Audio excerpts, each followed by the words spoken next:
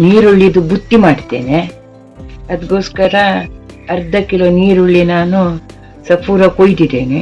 ಇದು ದೋಸೆಗೆ, ಚಪಾತಿಗೆ, ಊಟಕ್ಕೆ ಎಲ್ಲ ಆಗ್ತದೆ, ಭಾರಿ ರುಚಿ ಆಗ್ತದೆ.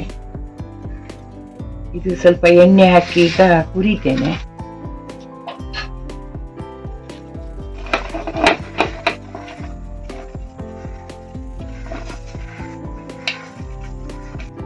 ಎಣ್ಣೆ ಹಾಕ್ತೇನೆ.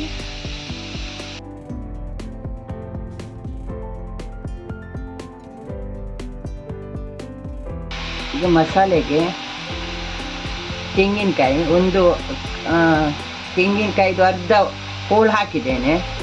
ಮೆಣಸು ಒಂದು 7-8 ಮೆಣಸು, ಹುಳಿ ಮತ್ತು ಕೊತ್ತಂಬರಿ.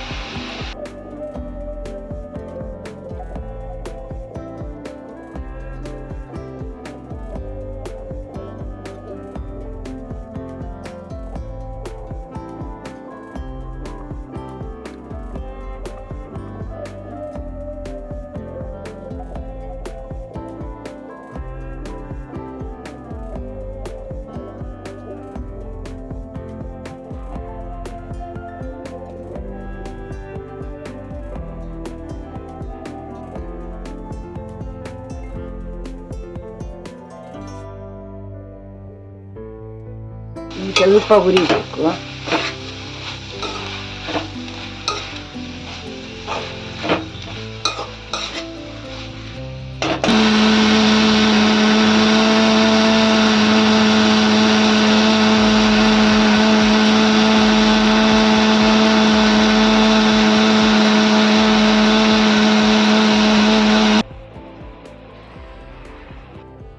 ರುಚಿಗೆ ತಕ್ಕಷ್ಟು ಉಪ್ಪು ಹಾಕ್ತೇನೆ. ಮಸಾಲೆ ಹಾಕ್ತೇನೆ.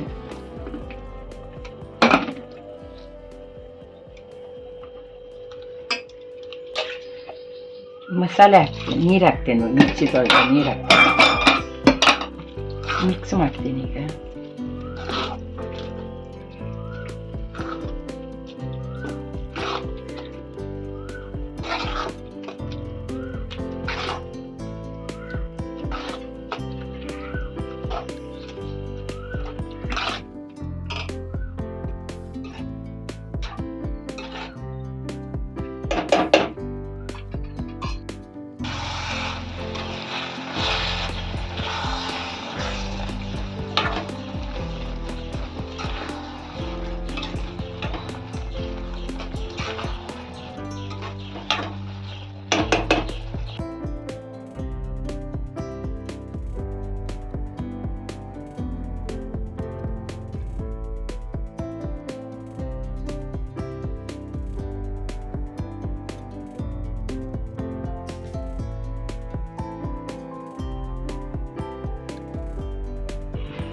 ಈರುಳ್ಳಿ ಬುತ್ತಿ ರೆಡಿ ಆಗಿದೆ.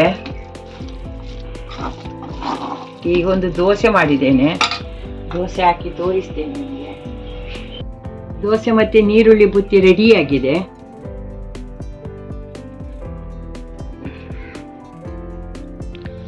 Perfect combination. ನೀವು ಸಹ ಟ್ರೈ ಮಾಡಿ ಮತ್ತು ಹೇಗೆ ಆಯಿತು ಅಂತ ಕಮೆಂಟ್ ಮಾಡಬೇಕು. ಲೈಕ್ ಹಾಕಿ, ಶೇರ್ ಮಾಡಿ ಮತ್ತು ಸಬ್ಸ್ಕ್ರೈಬ್ ಮಾಡಲಿಕ್ಕೆ ಮರಿಬೇಡಿ.